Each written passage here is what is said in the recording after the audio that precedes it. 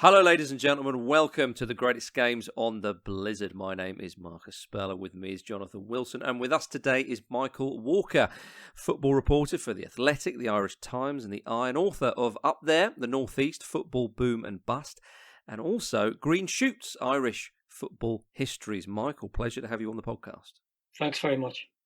Today we go back to Belfast in the spring of 1975 for the Euro 76 qualifier that finished Northern Ireland 1, Yugoslavia 0.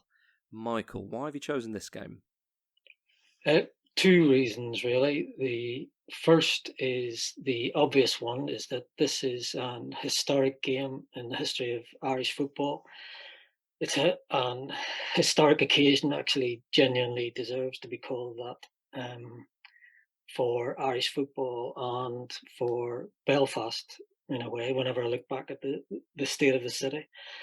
There hadn't been an international match in Belfast for 4 years because of the Troubles. And for younger watchers, that's a euphemism for an Irish euphemism for organised political and sectarian violence, which was ripping the place apart. And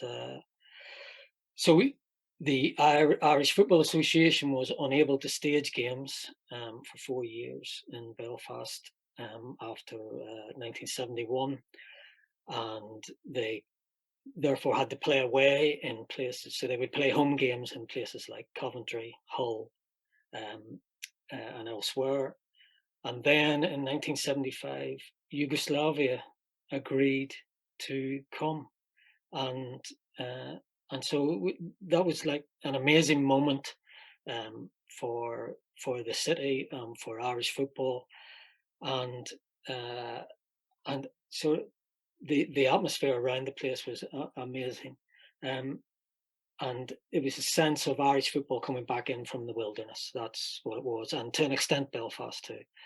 And a sort of second, less important reason, but obviously memorable to me, was it was my first match that I ever went to. So I went with my dad and my brother and one of my sisters. She was there as well. So it was an important. You just don't forget your first game, do you? So that was it, really. It's always pleasing to keep a clean sheet as well, Michael. Well, Pat Jennings was in goal, so exactly. That was a given. I mean, I find that absolutely extraordinary that it was your first game. I mean, yeah, you're right. Everybody's first game is really special. Mine was a very ordinary 1-1 draw between Sunderland and Southampton in October 1982, and the idea that my dad would take me to a game of that magnitude. I mean, the footage. I know the footage is pretty limited of a game. Yeah. But you get a real sense, even from what little is there, of how packed it was, a sense of occasion. You can almost sort of smell the history off the footage. So for that to be your first game must have been almost overwhelming. Well, I was 9 years old, so everything's overwhelming, and yet, none of it registers as well. So you're sort of, there are two things that I remember clearly about the day. Was that at Windsor Park, then there was a paddock in front of the main stand, and that's where we were, which you stood on, concrete terracing, which you stood on, and you were below the pitch. So as a small 9-year-old as well, you're looking up. So you're looking up on the pitch, and what I remember is Pat Rice taking a throw in, and I was looking at Pat Rice's thighs and thinking, look at the size of his thighs. And that I remember telling people for years, have you ever seen Pat Rice's thighs? They're absolutely massive. And that was the thing and I still can see it, and I can still have that image in my head of where I was in the ground. I was looking up, and that's what's. And the other memory I have is of the goal, except that I thought it was a shot and it was a header. So my memory of that wasn't very good at all, But I presume that I presume it wasn't televised. There might have been a goal highlights on the news, but it wasn't televised live, and it wasn't, so I didn't really see the footage until, much later. Then you go back, many years later and have a look at it, and the footage there is just the goal. There's nothing of Pat Rice. I don't suppose you can remember, this is a very sort of minor point, but I've sort of found different sources. Some say it kicked off at 5 o'clock and some at 6 o'clock. I don't know if you can remember which of those is true, but presumably it kicked off in the daytime for a reason. Well, that I was thinking about that. It was 5 o'clock local time. I presume the 6 o'clock refers To Central to European time or something. Yeah, European okay. time. So, yeah, I was surprised at that because I thought it would have been 3 o'clock, because it was a Wednesday. But presumably it was 5 o'clock to accommodate people getting out of work because they wanted a big attendance, Mm. for financial reasons amongst other reasons. Well, Um, I'd But read I that mean, it would there was. have been? Why would it not have been Well, 7:30 no, or no, I read it 7:45? was well, to well, Is that minimise. floodlighting, because or is it danger, I or think it was pre-match drinking they were concerned about, and there well, was worries about the floodlighting. there was a reference to the floodlighting in Mm. some of the reports, but I also what you remember about Belfast then was that there wasn't a uh, there was a de facto curfew. People didn't go out in the dark. So the game would have been over by 7 o'clock. You'd have had most people home by 8 or 9 o'clock, and in mid-April, it would have been just getting dark then, so people would have been back before dark because it wasn't, especially going back to growing up there. You always said, "Oh, well, this is just normal," but actually, reading back, it was far from normal, uh, and so the darkness. They'll have wanted to get the game done and finished before darkness, but also because Windsor Park's floodlights weren't great either. That was a factor. And I think that Yugoslavia wanted to fly home that night as well. Mm-hmm. So, I mean, you've mentioned obviously the troubles. I mean, one has to when talking about this fixture at that time period. I mean, the height of the troubles, you could say early 70s, perhaps. And when the sort of exile, if you like, from Windsor Park happened, was this because international sides requested for matches to be played elsewhere? Yeah, they just said we can't go. Right. So you had then the British Home Championships Mm-hmm. every year at the end of the season. So that was a big deal for Northern Ireland and for Wales especially, and Scotland, I suppose. For England, it became quite a chore, which is why it ended ultimately, I think. Um, but for the other football associations, it was a money making event as well. Um, but once the troubles really began to be serious from 71 onwards, um, you couldn't, you couldn't realistically have England playing in Belfast because of the danger of the English team being attacked. Um, so that was then, once England then withdraw, that means that Wales and Scotland follow. So, and England actually made the effort and came back, not long after this Yugoslavia game, and they made the effort along with Wales. Scotland didn't, and England came back, but England flew in 2 hours before the game and flew out a couple of hours again. The whole period in Belfast was 7 hours, so that was in 1976. No, 1975. So Mm-hmm. they were still, it was still that kind of anxiety about it. Mm-hmm. And even years later, whenever England had returned a few times, I remember talking to Terry Butcher about it because he had played in one game at Windsor Park, and he remembers there'd been an explosion, either during the game or shortly before the game, and he remembers looking up and seeing the smoke, above, in the distance beyond Windsor Park, and that was, and that did happen. So it was really unsafe, and what the IFA couldn't do was guarantee safety. Mm-hmm. But they had to go to that was a government decision and a policing decision as well. Yeah. I mean, Jonathan, when we're sort of reminded or informed about this, it does seem, especially in this day and age in the UK, it seems quite hard to get your head around this stuff, but it is a very, very important piece of history in Irish football. Yeah, I mean, I have to say, I didn't really know the details of it. I knew there'd been a period of exile, and I knew that there'd been these issues of England playing there. And I remember talking to Terry Butcher actually before England played in Belfast was it 2005, the World Cup qualifier when Northern Ireland won 1-0? Yeah, I think it was. David Healy. 2007, the Healy game. No, because it was under Ericsson, wasn't it? So it must have been 2005. I think it was 2005. Oh, was it? Right, okay. Because Beckham was playing in that ludicrous deep-lying midfield role because Ericsson let him do whatever he wants. So, I think it was 2005. Uh-huh. And I remember Butcher sort of saying, Yeah, I mean, exactly as you say, he was warming up before the game and hearing this bang and looking up and seeing the smoke. And my memory of that game, even in 2005, was the security was absolutely extraordinary. Even then, there was sort of anxiety. And England had played in Cardiff on the Saturday, I think, and then in Belfast on the Wednesday. And I'd said to the FA on the Saturday, what's the deal with accreditation? Where do I pick it up? Is there any special arrangements? And they blithely go, oh no, just turn up at the ground as normal. But actually, we should have picked it up at the IFA offices at lunchtime the day of the game. So I turn up and run at this line of police, miles from the ground. Yeah. And they sort of, well, have you got any accreditation? I said, well, no, he's picking it up at the ground. And thankfully, I had my MCC cricket accreditation and flashed that, and they let me through with that. I went through 7 lines of police just flashing that.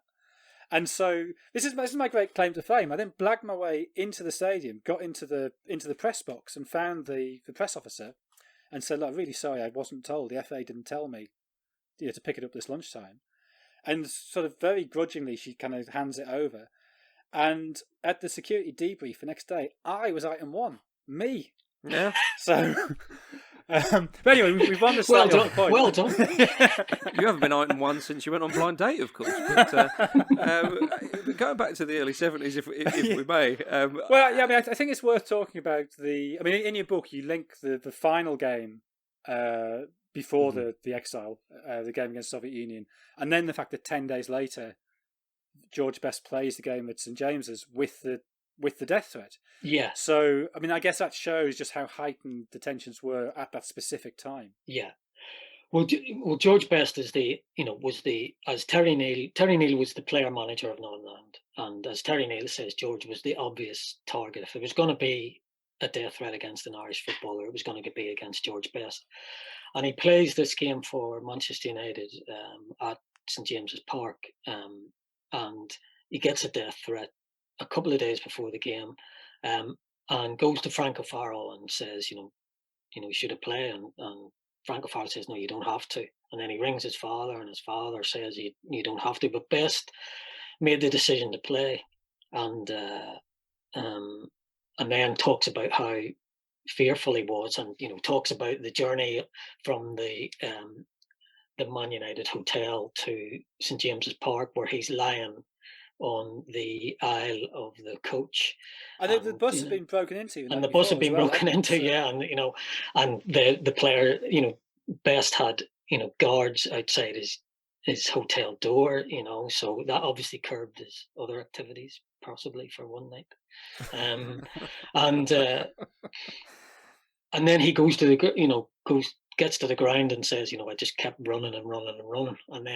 And they win 1-0, and of course he scores, and the other players say, well, I'm not going to hug him, because I don't want to get shot hugging him, so there was that, and there was a bit of sort of, was this a crank? Was this real? People making a bit of a joke about it like this here, but it wasn't really a joke. And what Terry Neill says was that Best didn't turn up for the Soviet Union game, and he implies that there'd been an equivalent threat, and so the Best couldn't come back really, and so they play this game against the Soviet Union. Martin O'Neill makes his debut, and then they're told, that's it. You can't. This country, this city, isn't safe enough to hold international football. So that decision, I mean, the first game that was moved was Spain. So was that decision made by Spain or by UEFA or by whom? UEFA, I think it was UEFA who were, saying, Spain can't be expected to fulfil this fixture in Belfast, so you have to go elsewhere. And the IFA, I think, understood that they couldn't do it. I mean, obviously they were trying whatever way they could to get it done, but they couldn't do it. And so the European qualifiers finish for everyone else in November, December, and then this Spain game goes ahead in Hull, where Terry Neill is also player manager, in 1972. And George Best turns up for that, and they play at Boothbury Park, so it's Northern Ireland v Spain at Boothbury Park with George Best playing, and in front of Hull City fans. So that was the beginning of Exile, and that lasted for the 4 years. It lasted for 18 games. Mm. So if you can imagine, even in the modern day era of where there's lots and lots of internationals, um, you know, England not being able to play at home for 18 games would seem like, it would take quite a while, but in those days when there were less internationals, Mm-hmm. it took 4 years. And there were times when the IFA were lobbying UEFA to try and get to say, look, we can stage this game, it should be safe now. And they just, the police might then say, you can't really, and but by this time, in 1975, it's they think they can. And what's interesting is that this is the third game of that qualifying group, and Northern Ireland have played the first two away to try and, I think, again, to try and, those weren't home games played away; they were genuinely away games. So they tried to um, delay it as long as possible so that they might be able to stage a return. Mm. And then Yugoslavia, of all associations, given what happens to them, agree to come. And there's this kind of, I mean, going back to the Belfast newspapers of the time, the sense of gratitude towards Yugoslavia is overwhelming. It really is. It's just, and Harry Cavan, the IFA president, is, saying on the morning of the game, we will never forget your courage, Yugoslavia, and all this Mm. kind of stuff. And it's really, they were the squad were given, a government reception. They were taken around. The Yugoslav journalists who had travelled were all, entertained, and so it was very. There was an enormous gratitude for them turning up. And then there's the guard of honour, even as they come on the And pitch, which and is then, yeah, that, to me, that's the most sort of moving element of the footage. Is really that they at Windsor Park, as it used to be, the teams walked down a sort of tunnel. It was an open tunnel, but it was sort of down a tunnel, and Northern Ireland came out first, get a big, reception from 28,000 who have gone, and then they line and form a guard of honor for the Yugoslavs to walk out, and they applaud the Yugoslavian players walking out. And it's really, and everybody, I don't remember this, I was too young, but watching the sort of the response and the human reaction to Yugoslavia and to the Yugoslavian players, it's amazing footage. Mm. All right, chaps, let's have a quick break and then we'll talk a little bit more about the game itself. See you in a moment, everybody. Welcome back to the greatest games on the Blizzard.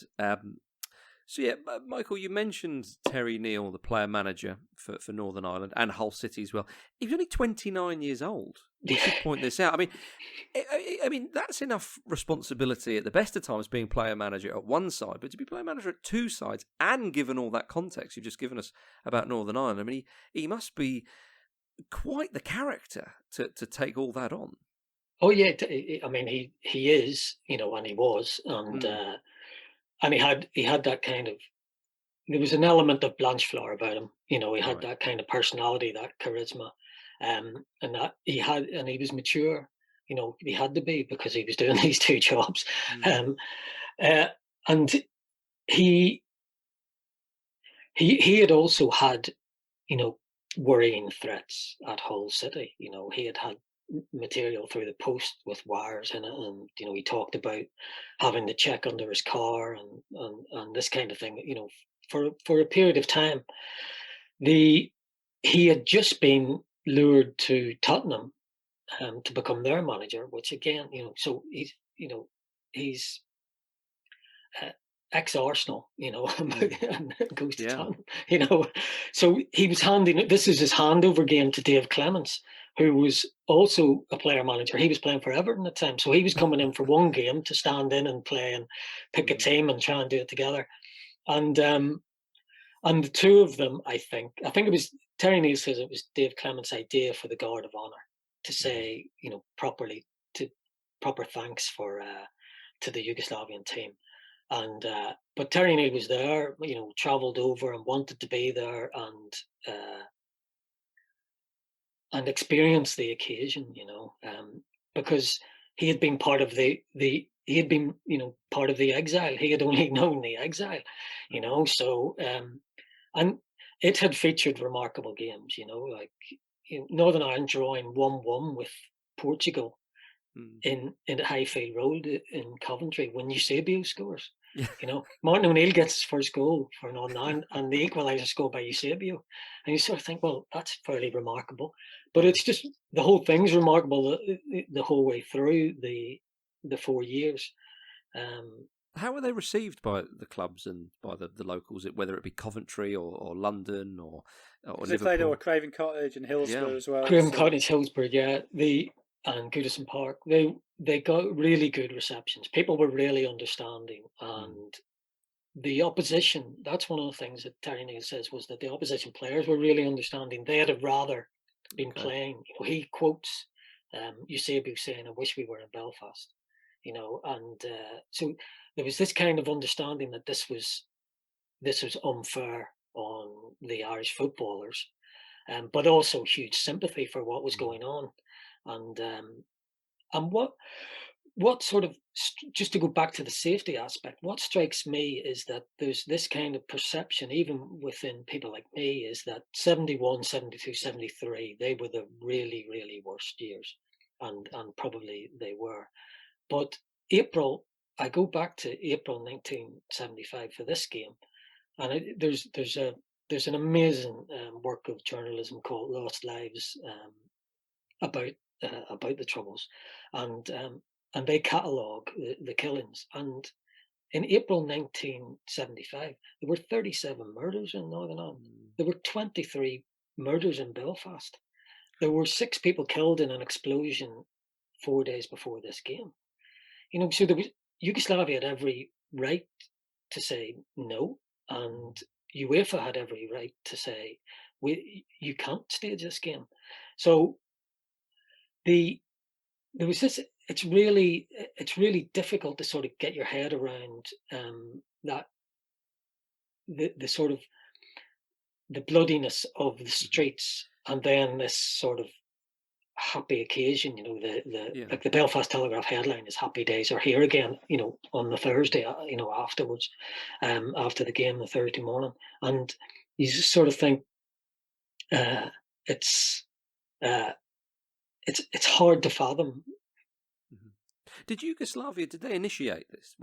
Was it kind of out of the blue that they said, no, actually, hang on a minute, we want to be the first ones here to? Well, in very good Belfast Telegraph language by Malcolm Brodie, he was a famous journalist then. He said that the Yugoslav FA had staged a hush hush trip to reconnoiter Belfast, a month or so before, by Vasa Stojkovic of the Yugoslav FA, and they had declared it safe. They thought they could do it, and then they were obviously given these guarantees about, you'll have such and such an amount of security, and but that was no, in a way that wasn't really a guarantee, as Terry Neill said about, the Northern Ireland team had security, but one of those security men was killed. So it was, the Yugoslavs, they didn't initiate it, but they were obviously, the IFA were going to each respective association for each game and sort of saying, "Do you think you could come? Do you think you could come? We think we can make it safe." So that was it, and they did, and it really was an occasion, So, I mean, I know it's not really sort of the point of this, but I mean, what were the sort of expectations from a football point of view in terms of the qualifying campaign? Did anybody think Northern Ireland had a chance of getting there? Because when you look down that team, and you read off the teams they played for, you had Tottenham, Ipswich, Arsenal, Aston Villa, a couple from Forest, Everton, Manchester United. There's only Derek Spence from Bury, who's not at a sort of top level club. Yeah. So was there an expectation, or not an expectation? Was there any sort of realistic hope of doing anything? Or I don't know. I don't think so. I think the most important thing was to be there and to play. That was 100% what it was about. So if they'd lost, people would have said, "Yeah, still great." People they stayed for 5. The crowd stayed afterwards, and they still would have stayed. I think had it been a defeat, but they were a good. As you say there, you go through the teams that they played. They were all first division clubs except for Derek Spencer Barry and Sammy. Well, Manchester United were in the second division, but Sammy McIlroy's playing for Man United. It's hardly small time. So the players there was enough quality there to do something, but then Yugoslavia had this pedigree in the 1970s that people wouldn't have taken that for granted at all. People would have thought, we've got Sweden. That could be quite difficult, but they Northern Ireland win in Sweden. But Yugoslavia is different. I mean, Yugoslavia, are going to be the hosts of the finals as well, aren't they? So, well, I think that's only decided after they knew who. Oh, is that right? So, okay, right, okay. But they got to the semi-finals, which allowed them to host it. Yeah, yeah. I mean, the sort of the if you look down that, I mean, it's largely based on Thomas Savivic's really good Hajduk team, who won, I think, 3 league titles in 4 seasons. So I think they just won their 3rd league title, so they were about to this season. But then Ivan Buljan, who went on to play for Hamburg, I think he played against Forest in the 80 final. I think he'd gone by the time they won the European Cup, but he goes on to Hamburg, who obviously were absolutely the top of the tree. And then 2 other players who people in Britain might have heard of, Dražen Muzinic, who went to Norwich incredibly unsuccessfully, and Hadzi Abzic, who went to Swansea. But it's as you say, they'd done well at the World Cup the previous year. They'd drawn with Brazil. They did the classic Yugoslav thing of starting well, falling apart when people start to talk about bonuses.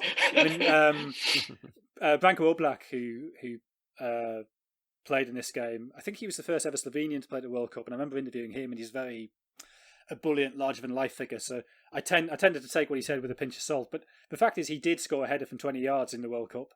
He did get in the team of the tournament for the World Cup. Right. He genuinely was clearly a very, very good player. Yeah. Well, that was the thing. When you look back at that 74 World Cup, they topped the group with Brazil in it. Well, because they beat Zaire 9-0. Yeah, I know. But yes, but so, still had to draw with Brazil, even so,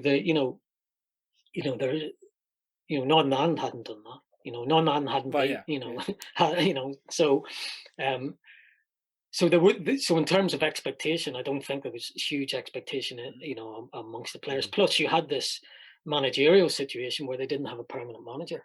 So you just, I don't think it was about that at all.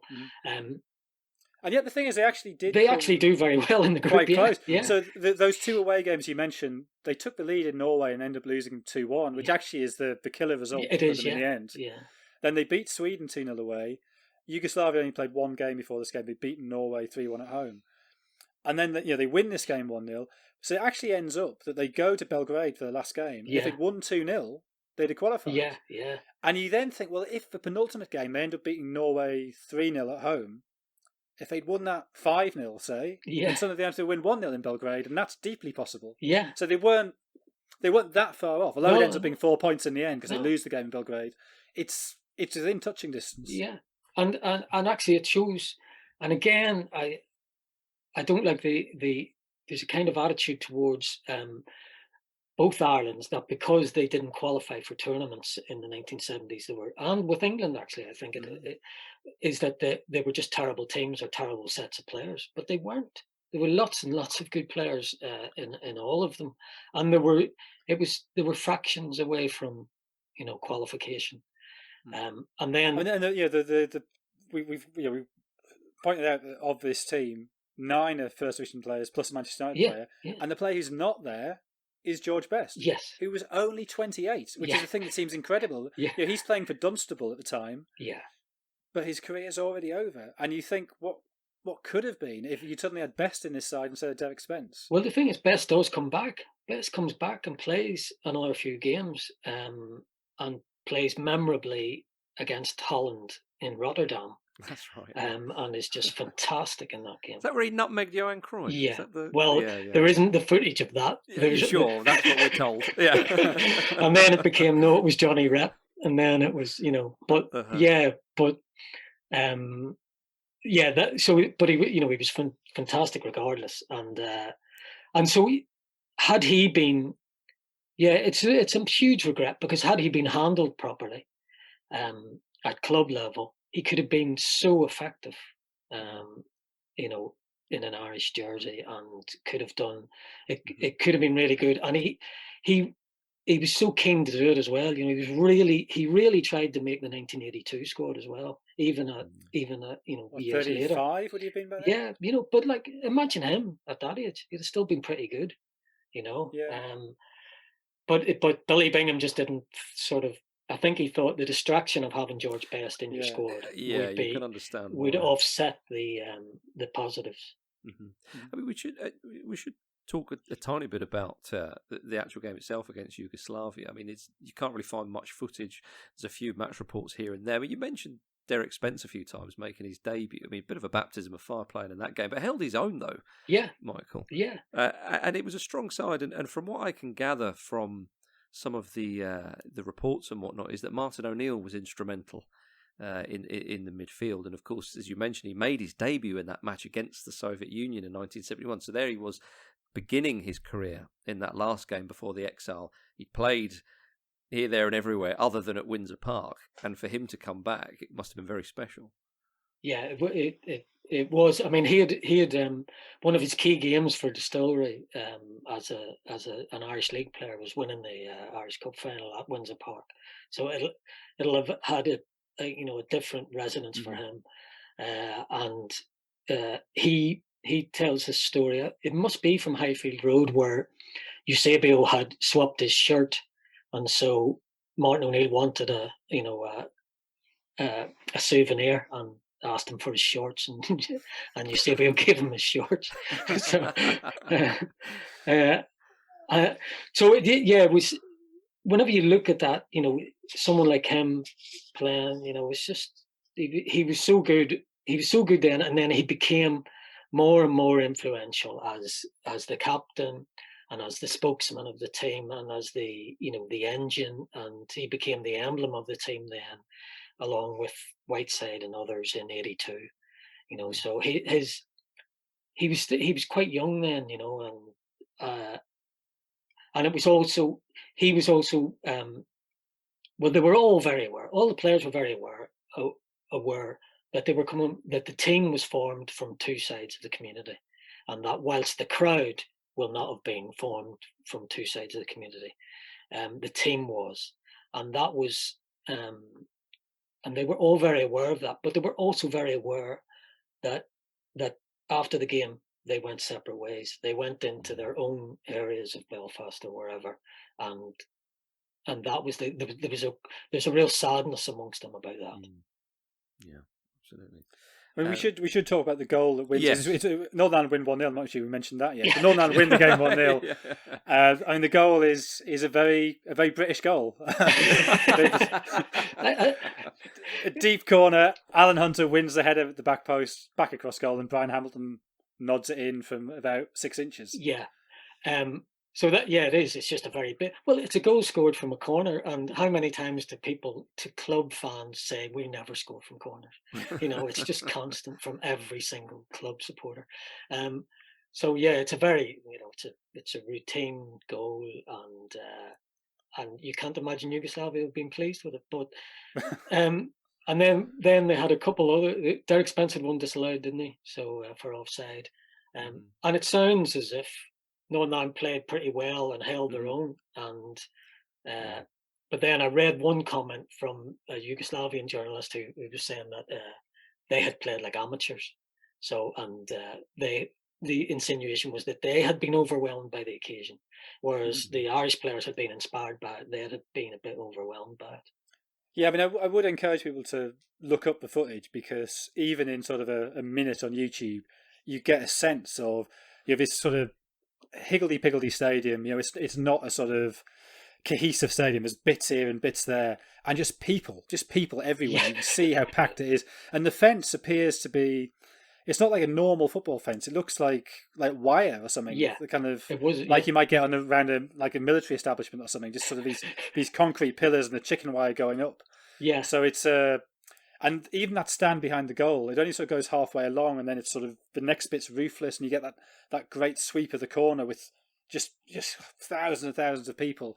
So even a quick glance, you get a sense of the occasion and just how many people were there and how everything was sort of on top of the pitch. Yeah, yeah. It's an odd ground. It's much, obviously it's been reconfigured and reconstructed now, and but it was just open. Like so many grounds. Across England and Scotland. It was just the Spine Cup, which is the opposite end to where the goal was scored. That was the railway end is where the goal was scored.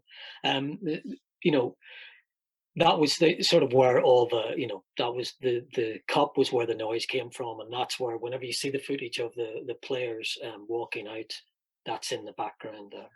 So that was the sort of, as I say, that was the noise was from there. I assume, Michael, that this game is remembered very fondly by certainly some people in Northern Ireland because of what it meant to them. I think it is. I think it's hard to gather whether fondness is the right word. Whether whether it's considered a landmark politically and in sporting terms, or there was still that. Yes, this was the end of something. And possibly the beginning of something. That was. I think that was the feeling. And as it turns out, it was the beginning of something because gradually teams would return and came back and they were able to play, and it was by and large safe. As Terry Neill phrased it, in the compound of the ground, which was quite a phrase, I thought. It was safe there. So I think it's more important historically for the occasion, and that's what it will be, recalled for, is that it, not the result, it was the fact that I was reading whenever it was the English rugby player John Pullen died last week or whatever, and he had led the English team to Dublin to play, and had made a famous speech, said, "At least we turned up," and that was it was all about being there. It was all about turning up, and because people hadn't, and reading all of the previews to it and then the reviews afterwards. It was just about that. We are grateful to Yugoslavia. Let's give them a rousing welcome, and then thank you, Yugoslavia. We will never forget you. It's all that. That was the language, and thank you for bringing us out of the soccer desert. That was another one. So it was about that. It was the landmark occasion as opposed to anything else. Obviously, for the players, it was about it to some extent winning the match. Michael, it's been a pleasure chatting to you about this. Thank you very much for coming on the pod. Thank you. Thanks a lot. For more stories like that, do check out theblizzard.co.uk. We'll be back next week with another great game from the history of football. But until then, thanks very much, Jonathan. Thank you. Thank you again, Michael. See you next week, everybody.